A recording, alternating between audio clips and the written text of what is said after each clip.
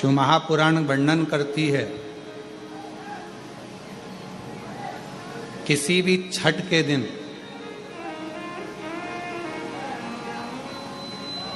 चाहे अंधेरी की छठ हो, चाहे उजाले की छठ हो, किसी भी छठ के दिन अगर षडानंद कार्तिकेय जी महाराज का नाम लेकर 6 बेलपत्र और उस 6 बेलपत्र पर 6 दुर्वा,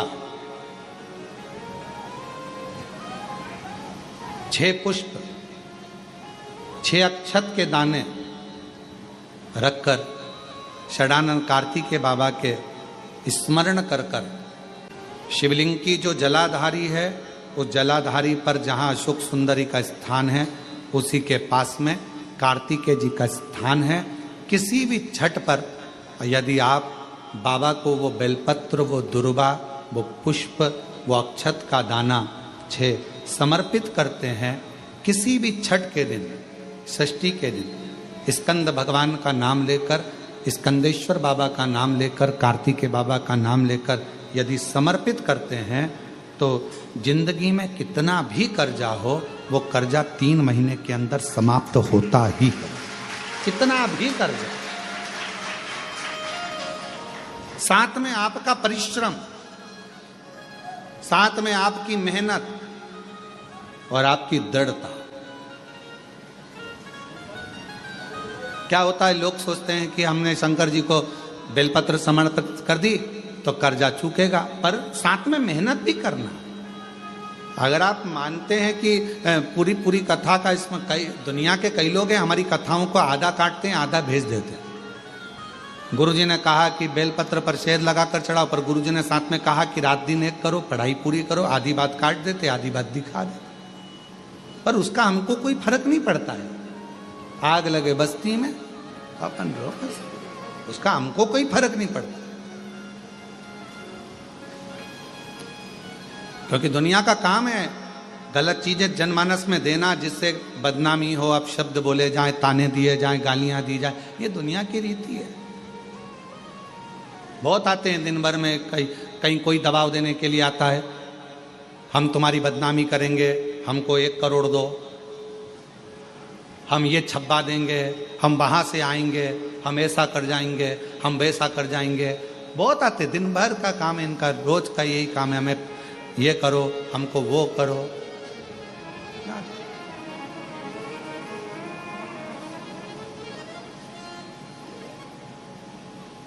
शिव तत्व है, दबाव देने वाले ढेर मिलेंगे, अपशब्द कहने वाले ढेर मिलेंगे, ताना देने वाले ढेर मिलेंगे, पर आप अपनी पूर्ण ऊर्जा के साथ में शिव महापुराण की कथा कहती है। 6 बेलपत्र, 6 पुष्प, 6 दुर्वा, 6 चावल के दाने और साथ में अपना परिश्रम पूर्ण करो। छठ के दिन स्कंद भगवान का नाम लेकर, स्कंदेश्वर का नाम लेकर भगवान शंकर के जलाधारी पर समर्पित करो, शिव जी से प्रार्थना करो और अपनी मेहनत को 4 चांद लगाओ। कर्जा चूकेगा जरूर, समाप्त जरूर।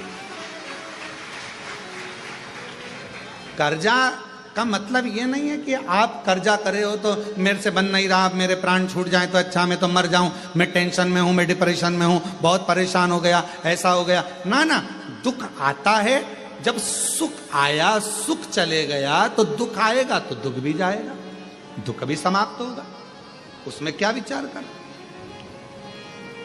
ऐसा तो नहीं है कि दुख समाप्त नहीं होगा, दुख नहीं जाएगा, सुख आया है।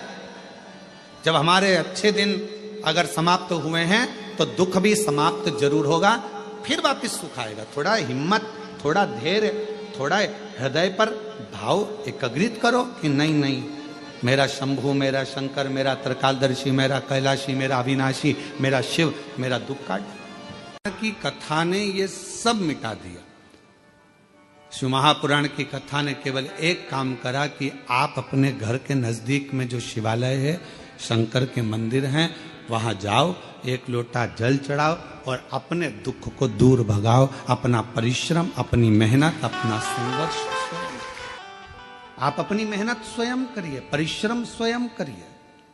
शिव महापुराण की कथा ने कभी यह नहीं कहा कि आप अपने परिश्रम से दूर हो जाओ या अपनी तकलीफों को आपको नहीं झेलना है। आपको झेलना पड़ेगा, आपको परिश्रम करना पड़ेगा, मेहनत करना पड़ेगा, और आपकी मेहनत ही एक दिन आपको रंग लाएगी और उन्नति की सीढ़ी तक लेकर जाएगी। आज हम परिश्रम से वंचित हैं। जब हमारा बचपन रहता है तो हमको जो प्यार मिलता है, प्रेम मिलता है, वो फ्री में मिलता है। बोलो सही है कि गलत है? अरे जम के तो बोलो सही है। बचपन में प्यार खरीदना पड़ता है क्या? प्रेम खरीदना पड़ता है? बचपन में कोई भी छोटा सा बच्चा है, इधर बाजू में जाएगा, उधर बाजू में जाएगा, सब उससे प्रेम करेंगे, गले से लगाएंगे, हृदय से लगाएंगे, गोदी में लेंगे। प्रेम प्यार बचपन में फ्री में मिलता है। जवानी में प्यार प्रेम फ्री में नहीं मिलता, कमाना पड़ता। धन बढ़ाओगे तब प्रेम बढ़ेगा, वैभव बढ़ाओगे तो लोग पूछेंगे, संभालेंगे, ध्यान देंगे। कमाना पड़ता है। और बुढ़ापा जब आता है तो प्रेम फ्री में नहीं मिलता। बुढ़ापे में प्रेम कमाया भी नहीं जाता। बुढ़ापे में तो प्यार प्रेम मांगा जाता है कि कोई हमारे पास आकर थोड़ी देर दे। प्रेम के 3 क्रम है। बचपन में प्रेम प्यार फ्री में मिल जाता है, जवानी में प्रेम प्यार को कमाना पड़ता है, और बुढ़ापे में प्रेम प्यार को मांगा जाता है कि कोई हमको थोड़ा समय दे, थोड़ा हमारे पास बैठो, थोड़ा हमारे पास रुकिए, थोड़ा हमारे पास बैठिए। किसके पास समय? शिव महापुराण की कथा में हमने पहले भी वर्णन किया, आज फिर करते हैं कि मंदिर में 24 घंटे जाकर मत बैठो, तीर्थ में आप 4 दिन जाकर मत बैठो। हम कहेंगे किसी जगह पर व्यर्थ का समय बर्बाद मत करो। हम कहेंगे आप अगर थोड़ा सा समय आपको मिल जाए, आप पूजन भी नहीं कर रहे हो, पाठ भी नहीं कर रहे हो, अर्चना भी नहीं कर रहे हो, आप चाकरी सेवा भी नहीं कर रहे हो, तो इतना जरूर करो कि अपने घर में जो बुजुर्ग हैं उनके पास थोड़ी सी देर जाकर बैठ जाओ, तो आपकी पूजन का फल आपको मिलेगा, आपकी आराधना साधना का फल आपको मिलने लगे। आज सबसे ज्यादा कमी पड़ रही है प्रेम की, स्नेह की, समर्पण की। आज परिवार टूट रहे हैं। बड़ा बेटा आता है, भोजन कर कर चला जाता है, छोटा बेटा आता है, भोजन कर कर चला जाता है, ससुर जी भोजन कर कर अपने कक्ष में चले जाते हैं, सास अपने कक्ष में चली जाती है, देवरानी जेठानी अपनी अपनी थाली लगाकर अपने अपने कमरे में ले जाती है। मन होता है तो एक साथ बैठकर खाती हैं, नहीं तो अपना अपना कमरा। और एक साथ बैठकर खाती भी हैं तो उतनी देर में टांट इतने कस देती हैं कि भोजन भी नहीं भाता है। कहां गया प्रेम? कहां गया समर्पण? कहां गया प्यार? धन बहुत है, घर में जितने सदस्य हैं कोई फ्री नहीं बैठा है। माताएं फ्री हैं तो वो कुछ ना कुछ कढ़ाई, मेहंदी, पेंटिंग, सिलाई, बुनाई, मिठाई कुछ ना कुछ बनाकर वो भी अपना व्यापार चला रही हैं।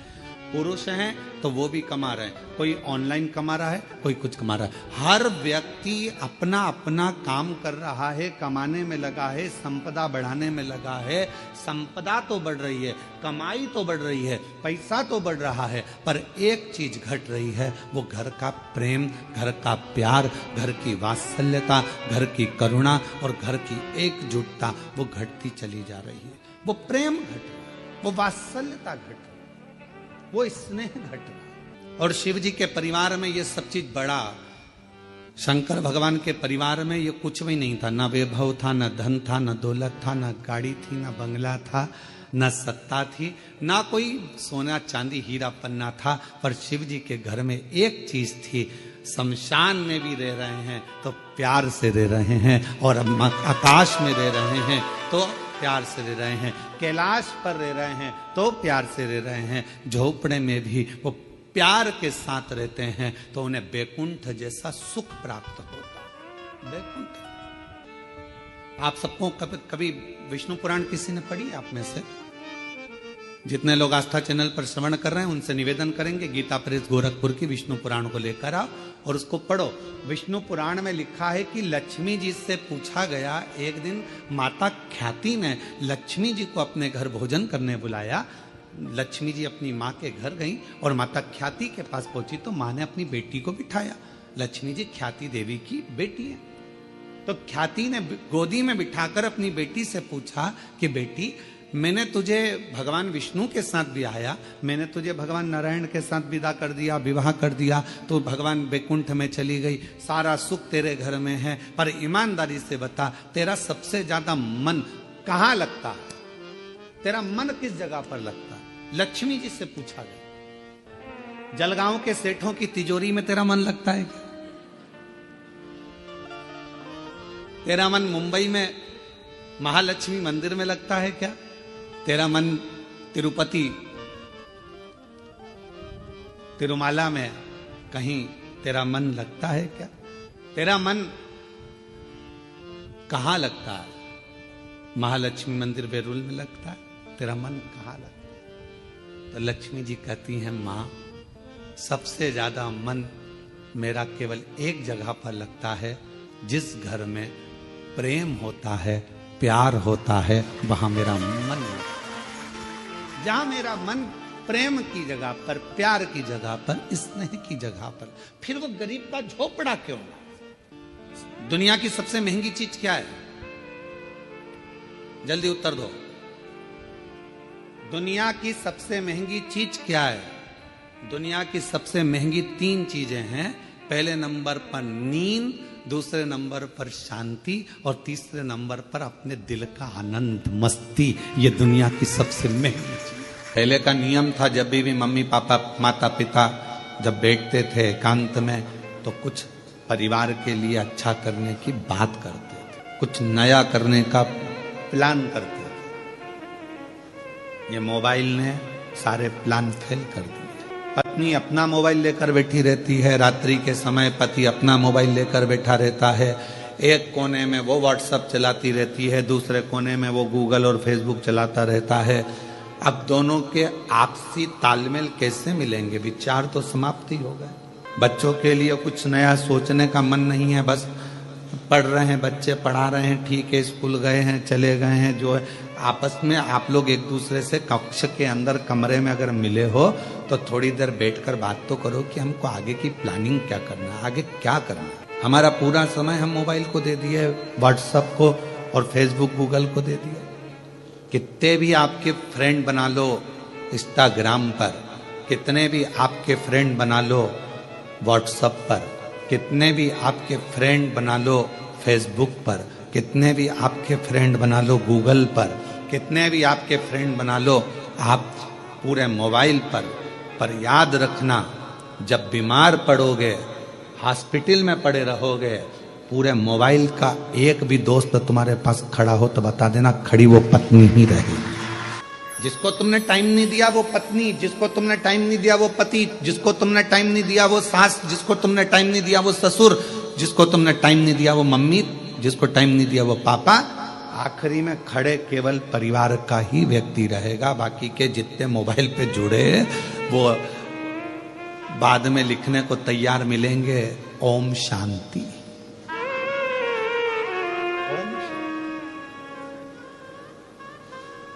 भैया तुम कहां चले गए? बस कितने दिन लिखेंगे? एक दिन, क्योंकि उनको मालूम अब तो कोई इंस्टाग्राम चलाने वाला नहीं, इसका कौन फेसबुक यूट्यूब, बात खत्म। और हम उनको समय दे रहे हैं जो हमको समय दे ही नहीं पाए। अपने माँ को हमने समय नहीं दिया, पिता को समय नहीं दिया, अपनी पत्नी को समय नहीं दिया, अपने पति को समय नहीं दिया, अपने बच्चों को समय नहीं दिया, अपने भाई बंधु को समय नहीं दिया, और बहन को समय, भाई को समय, इनको समय नहीं दिया, और सबको दिया।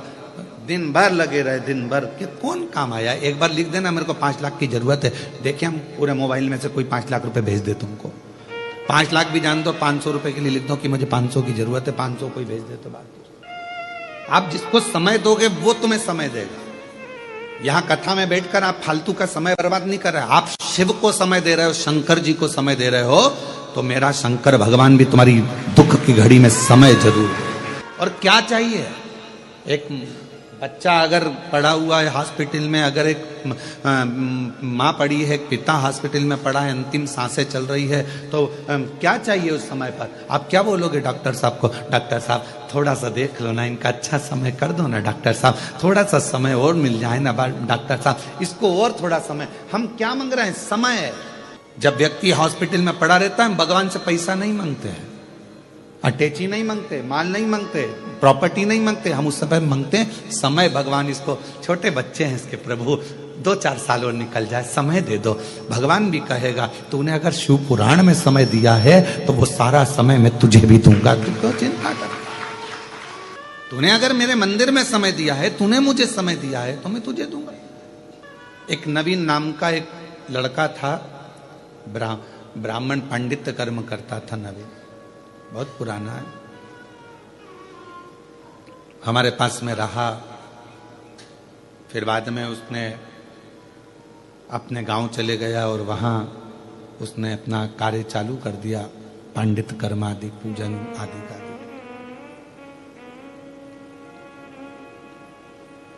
और ऐसा ही एक पुत्र और हमारे साथ में रहा, जबलपुर के सचिन। तो वो बालक बोला कि गुरुजी मुझे एक बीमारी हो गई है और बहुत दुखी हूं मैं, बहुत दुखी। हमने कहा क्यों टेंशन लेता है, क्या हुआ? डॉक्टर ने कह दिया कि मैं केवल 2-3 महीने का हूं। मैंने कहा डॉक्टर बोला है ना, शिव तो नहीं बोला ना। तो हमारे साथ में इतने साल रहा, तूने सेवा करी, बिना विचारे बिना सोचे, तू क्यों चिंता करता?